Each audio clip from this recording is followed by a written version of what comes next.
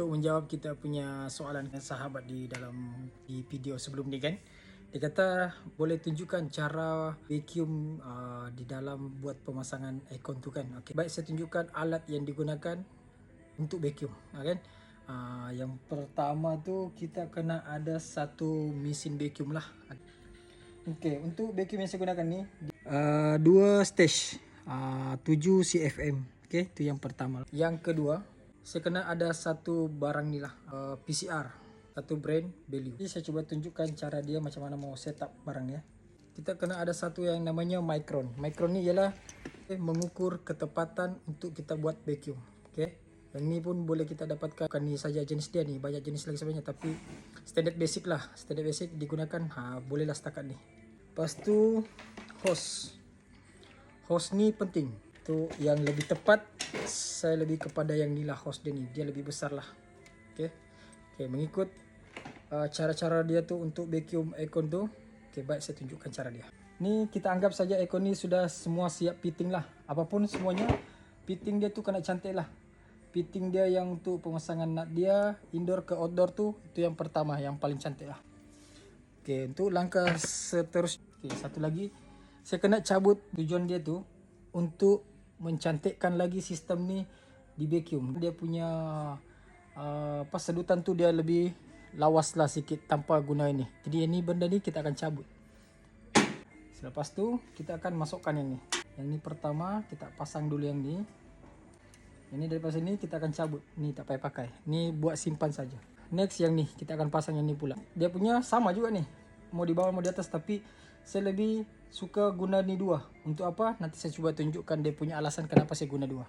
Tapi kita akan pasang macam ni. Kita akan setup macam ni ya. Ni dia datang satu set macam ni kan. Dia ni pun saya akan cabut. Saya tidak akan pakai yang ni. Ni pun saya akan buka, saya simpan. Kemudian pasang micron. Ketatkan dia ni hanya sekedar ketat pakai tangan. Tidak perlu pakai apa-apa kepit lagi, players ke apa, tak perlu. Jangan. Sebab di dalamnya tu dia ada getah juga tu. Okay. Yang ni kita sudah cucukkan di pelak vacuum, sudah standby.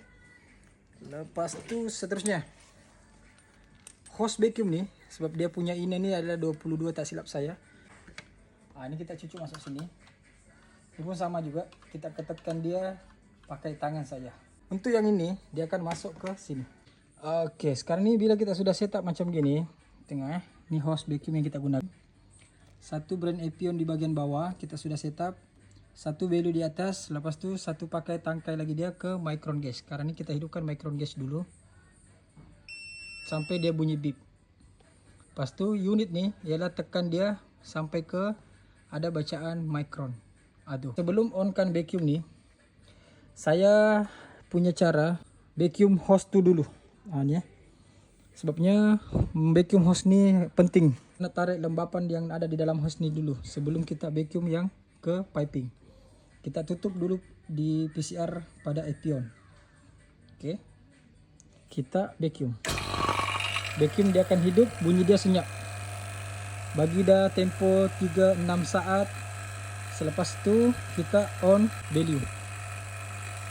Sudah on value ni, kita akan on di Epion. Bunyi pun sudah lain.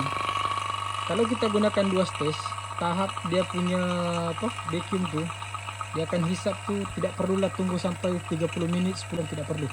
Sebab ni perlu besarkan dia punya size CFM. Lagi satu, hanya 2 stage saja yang mampu mendapat bacaan di bawah daripada 250 mikron lah. Sebab tu ini sahaja alat yang boleh memvacuum sistem aircon tu lah. Kita tengok bacaan dia tu. Sekarang ni kita ambil contoh saja. So ini aircon adalah aircon bocor. Selepas kita sudah buat vacuum, kita akan buat namanya decay test. Decay test tu yang artinya kita mahu tahu kita punya piping ni sama ada kemas, tidak ada kebocoran ke apa semuanya kan. Dalam fitting kita punya pergi indoor kan. Kita buat decay test tu ialah lock di sini dulu. Kita akan lock di sini dulu. Sementara tu pasti kita on di vacuum. Ini sekarang ni kalau dia menunjukkan angka yang naik macam mencanak lah macam ni kan. Dia bila dia naik mencanak bermakna fitting ni ada yang tak sempurna. Fitting ni ada kebocoran lah. Sebab dia punya bacaan dia pandai naik. Kalau contoh lah kan, dia punya, ini contoh saja sebab ini memang ikon bocor. Katalah sekarang nih, dia sudah vacuum di bawah daripada 250 micron. Kita lock di sini. Kemudian bacaan tuh dia naik paling 257, 258, 300. Itu sah sudah untuk kita boleh buka gas. Artinya itu normal lah, normal untuk naik bacaan itu tak ada masalah. Jangan dia naik macam gini, kuat. Ini memang tak boleh. Jangan lepaskan gas selagi kebocoran fitting nih masih dalam keadaan tidak sempurna. Sebab tu kita perlu buat decay test ni lebih kurang dalam 10 minit lah paling rendah. Tunggu dia. Selepas vacuum lock, tunggu dalam 10 menit. Bacaan micron tu tidaklah naik di atas 500, tapi kalau boleh bawah 250 micron lah. Kenapa saya gunakan 2 PCR? Tujuan dia tu kita terlupa. Yang ni tidak boleh ada gas masuk ke dalam sini. Dia boleh rosakkan kita punya micron. Tu jadi untuk langkah safety dia sudah 250 micron, kita akan lock sini, kita buat decay test. Supaya apa? Bila kita masukkan ataupun lepaskan tu gas nanti, kita punya ni safety lah. Ni safety. Dia gas tidak akan naik ke atas. So sekarang ni cara dia, selepas kita sudah vacuum, kita akan buka Allen key dia ni, lepaskan gas, Kita akan buka yang ni dulu ke, boleh juga. Kalau saya untuk safety kan dia lebih betul-betul safety, saya akan buka yang ni dulu. Saya akan buka yang ni dulu. Sebab apa? Ini benda yang paling kita kena jagalah. Ni kita akan lepaskan dulu. Kita boleh lepaskan yang ni. Sudah lepas. Kita boleh sudah kemas-kemas. Ini masih dalam keadaan off. Ini jangan buka. Sebab bila ini terbuka, gas akan keluar dari sini. Kan begitu. Jadi yang ni biarkan dalam keadaan off. Lepas tu kita masuk shredder buff dia. Ni shredder buff dia. Jangan lupa masuk yang ni balik. Selepas yang tu masuk cucu, dia tidak boleh masuk sekali sebab ini ada lock. Kena tolak yang ni. Tu, kena tolak yang ni, lock di sini dulu. Ketatkan dia di sini. Yang ni boleh buka sudah. Ini akan dia tolak nanti, sok. Dia akan tolak. Yang ni nanti kita akan tolak masuk.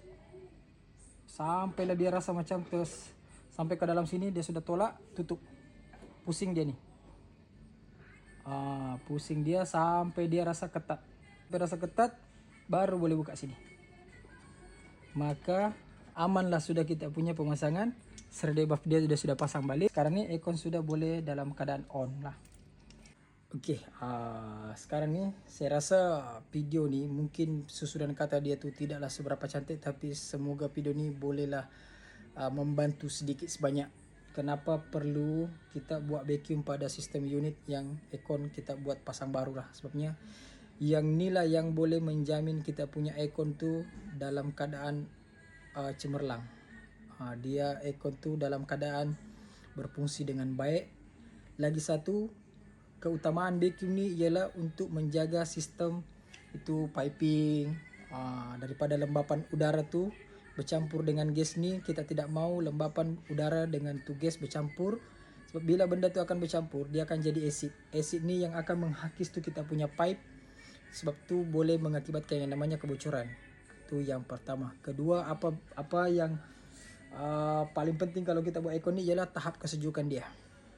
Dia tidak sama kalau kita pasang aircon ni tak vacuum dengan vacuum. Tahap kesejukan dia tu memang power tu. Saiz aircon ni berpengaruh penting jugalah untuk menjamin kesejukan tu di dalam ruangan. Okay guys, setakat ni perkongsian yang saya boleh sharekan untuk hari ni.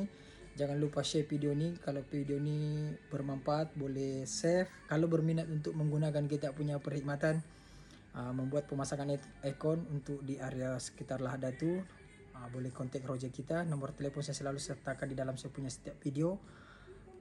Semoga benda-benda baik yang kita sharekan ni mendapat manfaat juga dan mendapat keuntungan juga kepada customer. Sebab bab aircon ni ialah penting lah. Penting, customer juga tahu. Sebab tu kita selalu sentiasa buat video. Semoga customer ni makin faham jugalah bab aircon dan makin faham jugalah kita punya kerja tu yang macam mana. Okay guys, semoga perkongsian ini mendapat sambutan yang baik, mendapat keberkatan ilmu juga. Sebab tu benda yang saya dapat saya akan sharekan juga. Semoga satu juga ni kita punya soalan kita punya sahabat ni terjawab lah. Okay, sekian, assalamualaikum warahmatullahi wabarakatuh.